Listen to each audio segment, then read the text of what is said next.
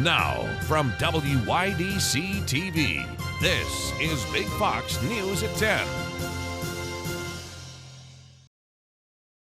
We begin tonight in New York City. A critical care nurse is among the first to be vaccinated against COVID-19 since the FDA approved it for emergency use. Sandra Lindsay works at Long Island Jewish Medical Center in Queens. Now, she got the shot during this live video this morning. Lindsay said it didn't feel any different than any other vaccine. People in a handful of other countries, including the United Kingdom, have received the Pfizer-BioNTech vaccine after their governments approved its use earlier. In addition, nearly 22,000 people received the vaccine as part of the Phase 3 trials that tested its efficacy. New York Mayor Bill de Blasio has a stark warning for his city. The rate of increase in coronavirus cases may force another shutdown. The Big Apple is experiencing a rate of infection not seen in months. It comes as the first coronavirus vaccines in the city are being administered today. De Blasio says protecting residents is his #1 job, and he'll shut down things again if he has to. There's the potential of having to do a full pause, a full shutdown in the coming weeks because we can't let this kind of momentum go. I mean, think about it for a moment. This city was the epicenter. We fought back. We became one of the safest places in the country. We opened our schools when most major cities didn't. We've kept our schools safe. But now we're seeing the kind of level of infection with the coronavirus we haven't seen since May. And we have got to stop that momentum, or else our hospital system will be threatened. De Blasio noted that New York Governor Andrew Cuomo also mentioned to the New York Times the possibility of another shutdown for the city. Of the vaccine's arrival in New York, the mayor said, quote, "It's not just a vaccine, it's a shot of hope." Back in the classroom, students in Elmira and Horsehead school districts are returning to in-person learning for the first time since October. Big Fox News' Matt Kleindens tells us about the measures in place to ensure a safe environment. Good evening. With students and staff finally being able to return to their respective schools, a new testing regimen needs to be followed. Starting today, the Horseheads and Elmira City school districts are reverting back to their hybrid model from the beginning of the school year. Students will be welcomed back in phases, with both schools starting with their pre-K programs. Horseheads will welcome back their pre-K through 4th grade students, while Elmira will start with pre-K through 2nd grade. In order to stay open, Elmira and Horseheads have to test 20% of their school populations within a month. That means that 5% of students and staff will have to be tested weekly. Horsehead administrators say that students and staff will randomly be selected throughout the week to meet that 5% threshold. After the holidays, Elmira will continue to phase in students by grade level, while Horseheads is continuing to work on its reopening plan. Reporting from Corning, Matt Kleindens, Big Fox WYDC. As the COVID-19 case count keeps going up, restaurants across the country are closing down, many of them permanently. Bryn Gingras talked to some restaurant owners in New York about the struggle to pay bills and employees. I'm born, bred, and buttered right here in the village of Harlem. As a native New Yorker and restaurant owner, Melba Wilson has seen changes in her hometown. Just on this block, that one closed, that one closed, that one closed. But nothing like this. What a lot of people don't realize, when a restaurant closes down, it's not just a physical location. The restaurant industry in this country is the 2nd largest private employer. It is a layered effect, and it is devastating. The devastation on the food industry stretches from coast to coast. Since the pandemic started, 1 in 6 restaurants in the U.S. permanently closed. As coronavirus cases climb, local governments are again flirting with shutdown orders. Los Angeles County in California recently closed outdoor dining after banning indoor seating in the spring. The entire industry is collapsing. Michigan and Pennsylvania are among the states to close indoor dining temporarily, and in New York City, where infection rates are going up but still remain among the lowest in the country, indoor dining is now off the table. You put the CDC caution on indoor dining together with the rate of transmission and the density and the crowding, that is a bad situation. Restaurants here are back to where they were in the spring. This time, the news comes ahead of the coldest months of the year. I don't see a way for us to survive, and that's heart-wrenching. When you poured your life, your heart, and your soul, and my entire savings into opening something that I believe in. The industry has pushed for relief since March. PPP money helped keep some employees on payroll, but without more relief from Congress, more layoffs. To have to call the 19 employees that we have left 2 weeks before Christmas and to have to let them go is, I don't know that I can do it. And more closures are inevitable. There is real frustration aimed at elected officials who are stalling. To hear that these people can say that, okay, we should close the whole city down. Oh, that's great. You're still going to get your paycheck, but we're not. My staff is not. Their families are going to suffer. After 25 years in business, Sam Barbieri was poised to retire next year. That's now on hold, and he could lose his business. I think the new administration, everybody's going to get along a little bit better, and that's all we can hope for. For Wilson, her weekly walks in Harlem now lead her here to a statue of Frederick Douglass, a place for reflection and where she keeps hope. I look at him and I say, he got through it. And if he got through it, so can I. So can we.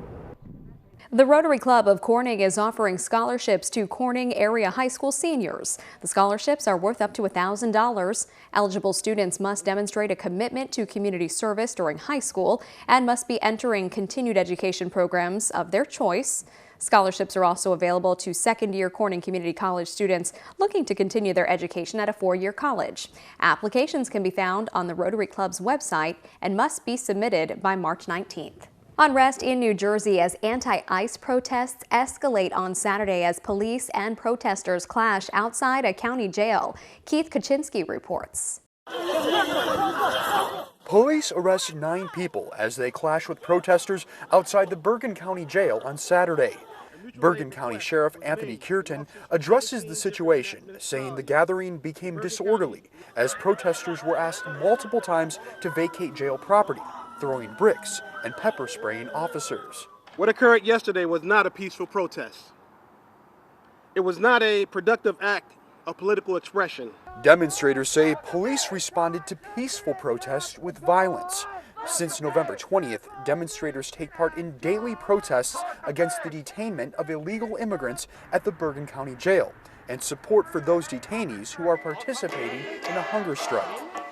Videos show protesters being moved by police, some falling to the ground. I was really upset last night to see the overreaction by police to protesters who are justifiably angry at the conditions that people are being held in. We have a right to peacefully protest. But we have a right to feel safe in our peaceful protests. According to authorities, 92% of the detainees in Bergen County jails have been convicted of crimes including murder, sexual assault, and distribution of narcotics. They also say the jail will only accept those who have been convicted of crimes. I personally believe that the policies of the outgoing administrations are divisive and wrong. Detaining people who have never committed a crime simply because of their immigration status goes against our values. It's estimated by protesters nearly 200 people are being detained by ICE at Bergen County facilities. Who are the actual human beings inside this facility? How are they being treated? And Bergen County should not be a place where human rights are being violated, whether inside the jail or outside the jail. On Sunday, peaceful demonstrations continue throughout the day in front of the Bergen County Jail without incident. Leaders across the world meet calling for cuts to global carbon emissions at a summit. Now the talks come as President-elect Joe Biden vows to rejoin the Paris Climate Accord. Saljian Grasso has more. Paris City Hall lit green for the 5th anniversary of the Paris Climate Agreement over the weekend. The celebratory display came as the chief of the United Nations issued a dire warning during a virtual summit with more than 70 world leaders. Carbon dioxide levels are at record highs. Today we are 1.2 degrees hotter than before the Industrial Revolution. If we don't change course, we may be headed for a catastrophic temperature rise of more than 3 degrees this century. The Pope promised the Vatican will be carbon neutral by 2050, while French President Emmanuel Macron echoed calls for new climate goals. We do not have a lot of time ahead of us, and we know that action should be immediate, first to honor our commitments, and we have not done so yet. Apple CEO Tim Cook was among business leaders who attended the climate summit. This is a moment for ambition, cooperation, and leadership. In 2017, President Trump announced the U.S. was withdrawing from the pact. But in a tweet over the weekend, President-elect Joe Biden said the U.S. will rejoin the Paris Climate Accord on the first day of his presidency. So we, as mayors, have stepped up to lead. Los Angeles Mayor Eric Garcetti announced a new initiative aimed at cutting carbon emissions called Race to Zero. He says cities like his are crucial to achieving the goals set by the Paris Climate Agreement. We will recruit as many as 1,000 cities, large and small, to take bold action to bring the Paris Agreement to life. Sal Giangrasso, Fox News. Still ahead tonight, Santa is making a list and checking it twice, even during the pandemic. No matter how bad COVID gets, Santa's still going to be there for you, okay? A look at how one mall Santa is dealing with social distancing, with children visiting him, coming up.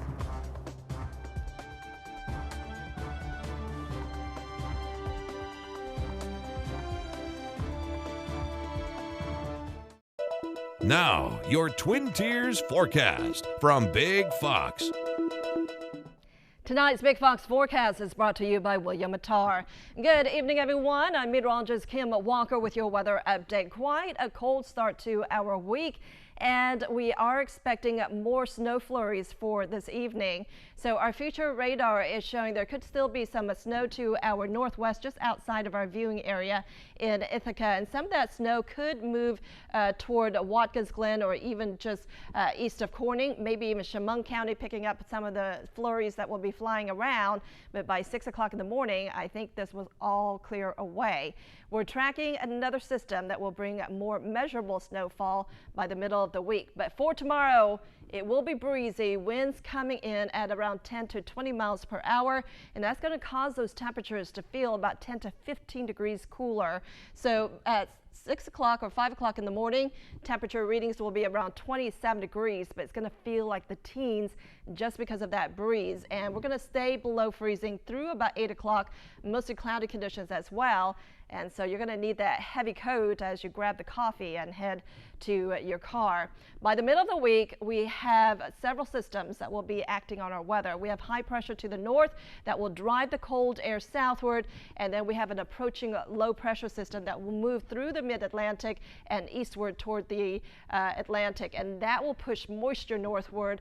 And so I'm expecting anywhere between 2 to 5 inches could be possible across our hometowns. So our future radar is showing at around noon on Wednesday. It's going to be relatively quiet, but those clouds will really thicken up. By 6 o'clock in the evening, it looks like very widespread rain. It looks like from Bath to Corning to Elmira to Ithaca. We're going to see some of that snow that will continue through about early in the morning hours. So here's a look at midnight. It looks like it's still very widespread, but around 3 o'clock, still in the thick of things, but drier air will start to move in, and that's going to bring an end to our snow. So still snow at 3 o'clock, but by 6 o'clock, all this will be pressing off to the east and away from our area. And then by Thursday, it looks like all of us will see a little bit drier conditions. Snowfall estimates, well, from now through about Wednesday or Thursday morning, it looks like we could pick up anywhere between 2.5 inches in Bath, in Corning, nearly 3 inches as you head to the south, where there will be a little bit more moisture. We are expecting a little bit more snow. So Williamsport, close to around 5 to 7 inches could be possible. So you definitely will need that snow plow by the middle of the week. Cold tonight, temperatures plunging down into the low 20s. Highs tomorrow barely above freezing, and then the snow will arrive Wednesday night into early Thursday. Temperatures will remain cold, but a tad warmer over the weekend with another system coming in. Santa is making a list and checking it twice, even during the pandemic. Bryn Gringas found out how Santa is handling social distancing. Look right here, guys. 1, 2, 3. What would you like for Christmas? What would you like Santa to bring you? One thing about Santa, he always keeps his promises. No matter how bad COVID gets, Santa's still going to be there for you, okay? Okay. Especially in a pandemic. At malls and stores across America, visits to Santa do look a little different this year. Appointments for pictures instead of long lines, disinfecting elves between every customer, and Santa, in some cases, weekly COVID tests. And he's socially distant, of course, whether 6 feet apart by a stack of presents, virtual or behind plexiglass. How important was that for you to make it happen? Very important. It's a big part of our psyche, really. We look forward to this as much as the children. The changes do take some getting used to. For Santa, too. High five in the air. Give high fives in the air. We're used to the hugs. We're used to the high fives. We're used to come on over and let's get the shot together. At least we're able to be here. Even COVID can't take away the joy of getting Awesome, guys. that perfect picture. We didn't want the tradition to just die down, so we were like, let's keep it going, masks and all. And I wanted to have that memory captured because I have every single year at Christmas time, and it meant that much. In Queens, New York, there's a special kind of magic happening. Where are we? This is Santa's socially distant workshop. Santa typically delivers donated toys to boys and girls in hospitals and orphanages. Since that's not possible, Hi, Ava. Merry Christmas to you. he's allowing kids an up-close and safe peek while he makes their toys. This is actually going to be for you.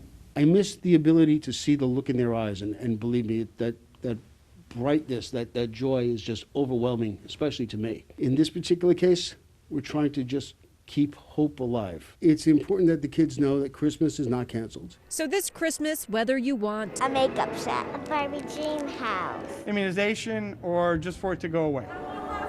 Santa promises nothing, not even coronavirus, will keep him from bringing Christmas to the believers. Picky eating is common among young children, especially those on the autism spectrum, and meals can be even more challenging during the holidays when new food is often introduced. Tonight, Mandy Gaither has 4 tips to help keep the peace at the dinner table. Fruits and veggies are an important part of any diet, but getting your children to eat them isn't always easy. We know that between the ages of 2 and 6 are when picky eating is at its height. Dr. William Sharp, director of the Marcus Autism Center's feeding program at Children's Healthcare of Atlanta, says around 90% of children with autism have some sort of food-related issue, from sensory to sameness. So the foods that children with autism, especially in the United States, are gravitating toward are processed foods that look the same, taste the same from bite to bite, from serving to serving. And that's not good for a child's health. Dr. Sharp says parents of any picky eater should set realistic expectations, give small portions of a new food so it's not overwhelming, add only 1 new food per meal. If the child can talk, give them options. We've got 3 vegetables here. Which one would you like to have on your plate this holiday? Finally, celebrate success. If a child tries 1 bite of a green bean, we'd say celebrate that, and the next time you present a green bean, 1 bite would be the expectation. And then after the child's shown multiple times that 1 bite of green bean is not that challenging, move to 2 bites, but don't move from 1 green bean to an entire bowl of green beans. For today's Health Minute, I'm Mandy Gaither. A family of 3 was forced to deboard a plane in Denver recently due to a mask violation involving their young child, and parts of the incident were captured on video. Ivan Rodriguez reports. What was supposed to be a trip to visit friends and family ended in frustration for a Breckenridge family. We just got kicked off the flight because our 2-year-old would not put on a mask. Elise and Earhart say this wasn't their first time traveling with their 2-year-old daughter during the pandemic. They always fly United Airlines. We flew in October. That was the last time we flew with her. And no problem. Like, they've just been so nice, just coming up to us, like, do you need us to bring her a snack or a coloring book? But this time was different. Their 2-year-old daughter was required to wear a mask during the flight, something the parents say they tried to do. My goal was not to cause a scene. The harder I tried to put the mask on Adeline, the more she was screaming. After the plane left the gate, they heard a message. The pilot came back on the radio and said, we have a customer issue that we have to take care of. It's going to take 10 or 15 minutes. When the family questioned United, they were simply told those were the guidelines. In a statement, United Airlines says in part, the health and safety of our employees and customers is our highest priority, which is why we have a multi-layered set of policies, including mandating that everyone on board, 2 and older, wears a mask. Similar guidelines are also in place at Delta and Southwest. Watching that is really hard as a mother. and also knowing that we put her through that. United says the family's bags were returned, their money refunded, and they're welcome to fly with United again in the future. The U.S. Postal Service and several retailers urging you to place your order soon if you want gifts to arrive in time for the holidays. USA Today reports the Postal Service is flush with packages and short on employees available to process them due to the pandemic. It says to place your ground orders by Tuesday if you're sending Christmas gifts with UPS, FedEx, or USPS. Retailers like JCPenney, Lowe's, Kohl's, and Bath & Body Works also say you should shop soon to avoid expedited shipping fees. A mystery that laid dormant inside a vintage camera is now unfolded for all the world to see. Jeremy Roth has today's Take a Look at This. A 70-year-old roll of film was recently discovered inside a vintage camera, and the images that were developed not only provide a fascinating window into the past, they've sparked a worldwide quest to identify the stars of the photos. The 1935 Leica camera was purchased years ago by Irish collector William Fagan. The recently developed images found inside, which Fagan estimates date back to around 1950, seem to tell a story of a young woman and a man traveling through Europe together. Fagan spread word of the photos and wrote an article about them, which has since been featured in publications worldwide. Wild theories on the mysterious couple abound, including suggestions they could be movie stars or royalty. Fagan is calling the phenomenon photographic archaeology and says regardless of the outcome, he's pleased this visual virtual time capsule is bringing joy and fascination to so many. Another collection of previously unseen images is bringing wonder to the masses, but these photos hail from the heavens. NASA and its partners are celebrating the 30th anniversary of the Hubble Space Telescope by releasing a treasure trove of never-before-seen images captured over its career.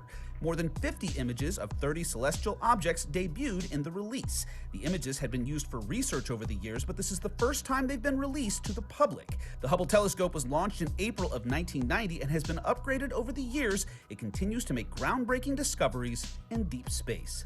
For Take a Look at This, I'm Jeremy Roth. We want to leave you with a smile tonight. All 2020 graduates at Texas Women's University had the chance to celebrate their accomplishment in person. But it wasn't your typical ceremony. The school got creative and partnered with Texas Motor Speedway to host their first ever drive-through ceremony. Graduates were able to bring 2 cars each onto the track and cross the finish line while picking up their diplomas. Students say it was nice to finally have an in-person celebration, even if it was from their cars, many calling it their victory lap. Well deserved. Thanks so much for joining us tonight. We hope you have a wonderful evening.